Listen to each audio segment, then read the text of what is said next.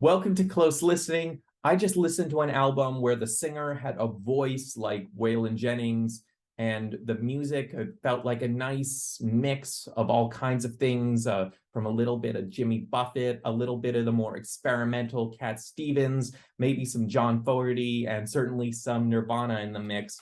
And I am talking about Sturgill Simpson's A Sailor's Guide to Earth. I decided to seek out a Sturgill Simpson album after hearing him recommended by the socialist podcaster David Griscom. So David Griscom hosts a show called Left Reckoning, and it's a lot like other American left commentary shows, but David Griscom is from Texas, and a big part of his rhetoric is he likes to emphasize that people from the North and big cities have to stop overgeneralizing about the South as this inherently conservative, unpleasant place, and he tries to promote all the things he loves about Southern culture, including country music. David Griscom says one of the most interesting country musicians out there today is this guy called Sturgill Simpson. So I sought him out, and this was certainly an interesting record. The liner notes open with a poem called Ode by a guy called Arthur O'Shaughnessy, and the poem seems to be about how humans are small, yet global society is still shaped by us. The use of the term sailor in the title is part of this broad metaphor that life can feel like some vast sailing voyage, and that being a parent is rife with fear, and that fear only escalates if your children do literally go on great voyages around the world. The first song is called Welcome to Earth, Pollywog. And something about the lyrics made it sound almost like the singer was singing as God. You know, there's this really dramatic violins in the background, and Sturgill Simpson has this big Waylon Jennings kind of voice. And it quickly becomes clear that that's not exactly what he's doing, but the song is still about being caught up in the emotional moment of creating life.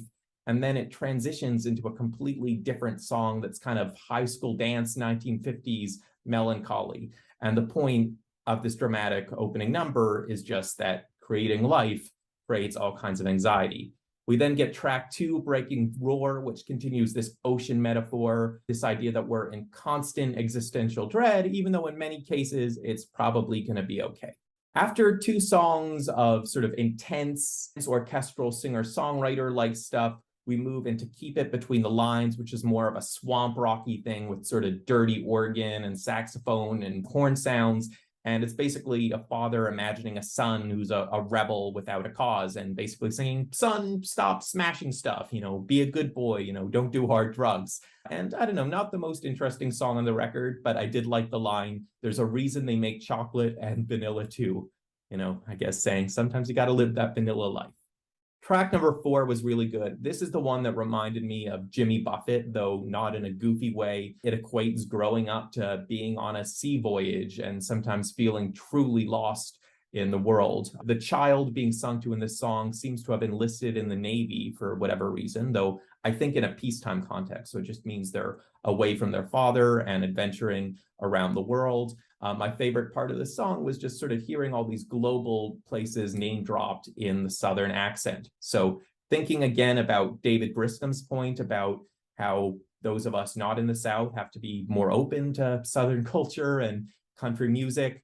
We often assume that the South is sort of very parochial and inner focused, whereas here's Sturgill Simpson singing in his big Waylon Jennings Southern accent about sailing off to Kuala Lumpur. Track number 5 is called In Bloom. I'm clearly not a big Nirvana person because I did not realize at the time that this was a Nirvana cover. It's a kind of similar song to Keep It Between the Lines in that it's imagining a sort of rebel without the cause child who likes his pretty songs and likes to shoot his gun. The lyrics are pretty nihilistic in their message about young, troublesome men. The kid it's sung about apparently makes nature their whore. I feel like this song is on the album partly just because Sturgill Simpson was trying to show another song out there that he liked that explored similar messaging to his own. But this one also has a different lyrical style. It's simpler, it's darker than anything he's sung to this point. So I think it's kind of on there just to show some thematic similarities to what he's exploring, but I think he also appreciates the emotional distance of getting to sing another songwriter's lyrics. This one feels more like he's having fun and less personal than the other tracks on here. In fact, I noticed when I opened the liner notes to the record that he didn't publish the lyrics to In Bloom with the other lyrics. And I don't know if that's just a copyright thing or it's a personal pride thing on Sturgill Simpson's part, that he like views the liner notes as his poetry collection. So if he didn't write the poem, it's not in there. But I thought it was a great performance. I went back and listened to the Nirvana song, and I like this version better, especially on the way he sings the chorus. Track 6 is called Brace for Impact. When I look at the lyrics of this one, it's hard to tell whether the father is advising the son to live recklessly in the moment or to live responsibly. And I guess that's the thing with poetic lyrics. They can be so vague that different people can interpret them in opposite directions. So continuing this album's theme of an anxious father worrying that his son is going to get into trouble, this song is almost like the idea, well, you can try to give good advice, but everyone will interpret advice differently. And sometimes that advice that was supposed to lead them down the right path will lead them down the wrong path. Track number 7 is another advice song. It's called All Around You. It contains this message. A lot of people will be cruel to you in life, and you need some sense of self-confidence. It uses the line God inside you. So I feel like that's revisiting the message from track 1 that, you know, creating life in the sense of being a parent almost makes you feel like you're in this God role and you're responsible for the care of your children, and you're sort of lost as the biblical God is, you know, giving them free will and realizing a lot of them will not live up to your standards. This one also revisits that sort of 1950s school dance doo-wop-y feel from the second part of track 1. And then finally, we get to Osera, a song presumably written about Sturgill Simpson's wife. You know, I've heard all these songs up to this point as a father singing to his son. So if that's your interpretation, this is the first song engaging with a woman on the record at all. And it's maybe the father giving in and saying, okay, I have all these worries about my son being irresponsible, but, you know, maybe I'm not perfect either. And my wife is one of the people who realizes that. So, oh, Sarah, I hope I'm good to you. And implicitly, I hope just as I struggle to keep doing my best, my son will, you know, maintain a similar struggle and hopefully come out a good person. So tracks 1 to 8 kind of work as this concept album of paternal anxiety. And then track 9 comes right after. It's like we've had the whole concept album and we have one extra song.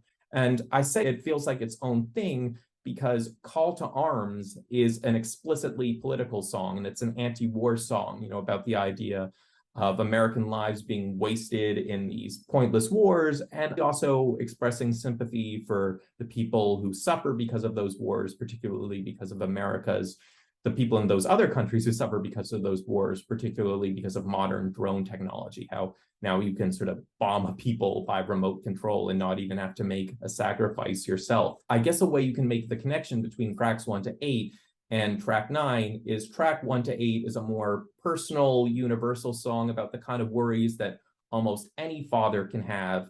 And track 9 is maybe about the concrete cases where fathers, mothers, parents really do have to have those worries, because there is this institution called the Army, you know, where you can join as young as 18, maybe younger in some other places, and actually live out that young male reckless aggression and end up making a horrible sacrifice as a result. So it's kind of like most of the album is like you might have these vague worries as a father, and track 9 is acknowledging, and here's a concrete thing to really worry about. You know, this is the rest of the album might only be semi-rational, but this is really rational, and we have to pay attention to this stuff.